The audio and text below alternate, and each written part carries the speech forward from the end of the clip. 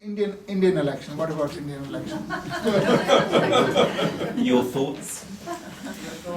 Completely off topic, but 5 minutes. on India. Indian elections, unexpectedly, contrary to expectations of even the winning party, the BJP, Bharatiya Janata Party, means Indian People's Party, is, which has its roots in religious and communal organization called the RSS, right, has won the majority of the seats in Indian Parliament for the first time.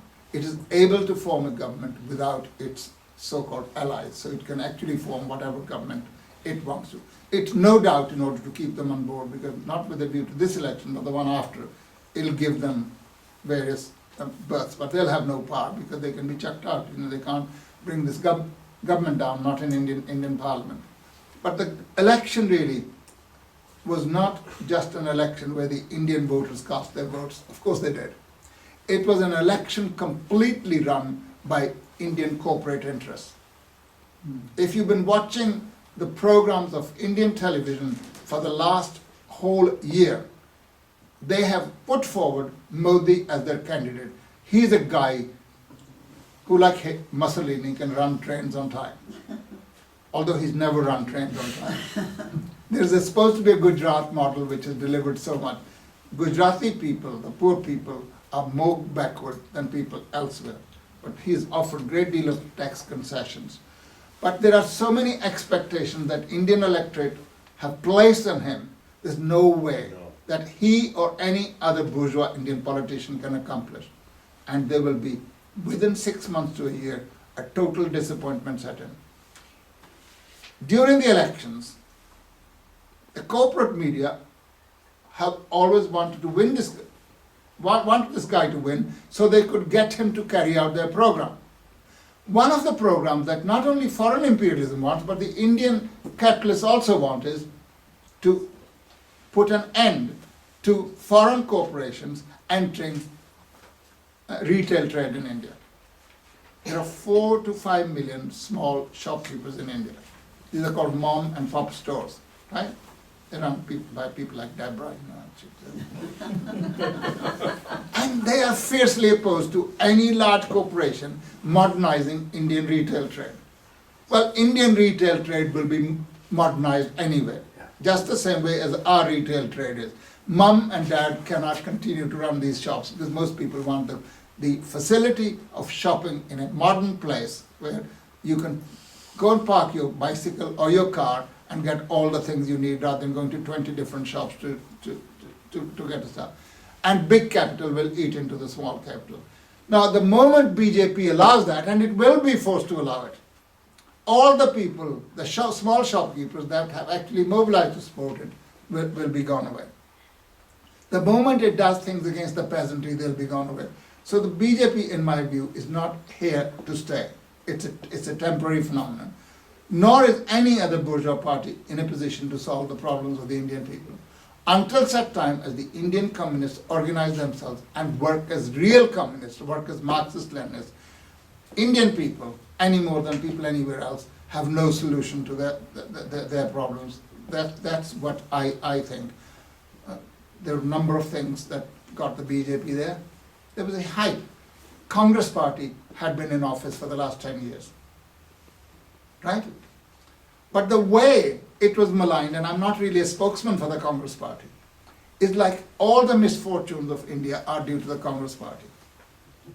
If you look at the last 10 years, over the 10-year period, India's GDP has grown by 7.7% a year on average. In the last 2 years, only 5%, but over the 10 years as a whole, it's grown by 7.7%. The only country that does better than that is China. No other country, including the so-called third world countries, can match that. Well, that was done during the Congress, but Congress is to blame. But they had a huge number of scandals. Coal scandal, land scandals, etc., where people are connected with the government have stolen billions of pounds worth of Indian people's property in every sphere. Right?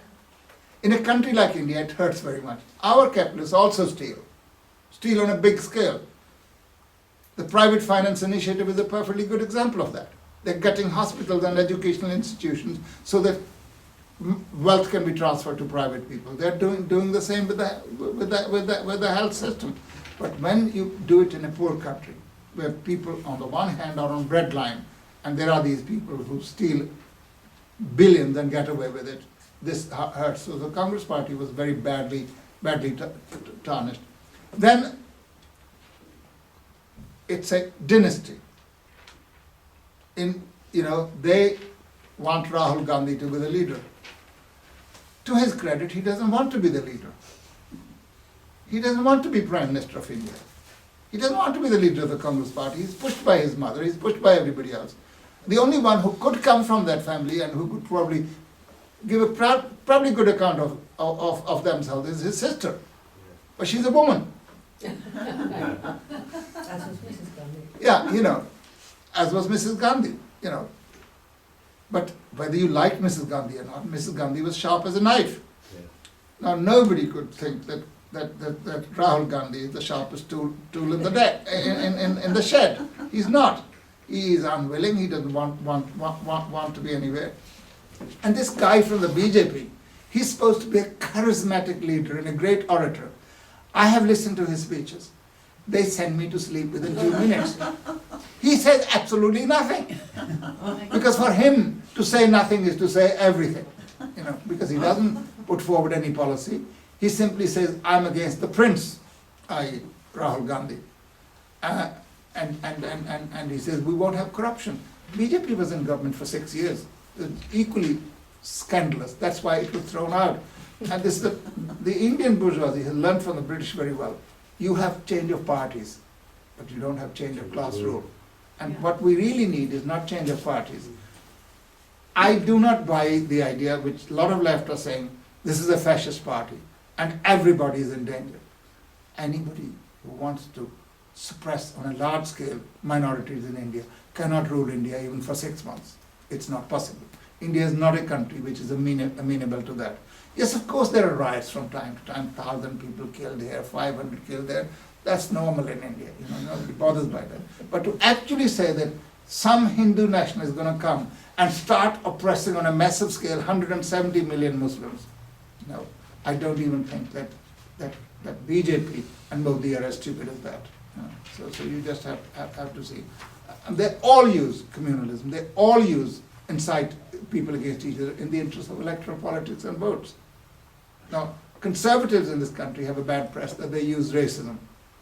Well, I'm not really sure that Labour does not use racism. It does. It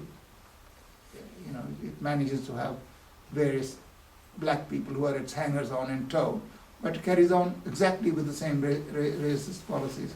I really am not able to say much more than that about Indian elections. I don't think I've said anything that enlighten anybody.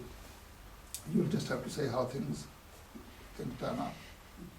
Thank you. Well, I think actually for most of us that was enlightening because what you read, of course, in the bourgeois press is more about bourgeois parliamentarism and the change of party, and it's not from a working class or a Marxist point of view, not an analysis that we can really get any help from in understanding the forces really at work.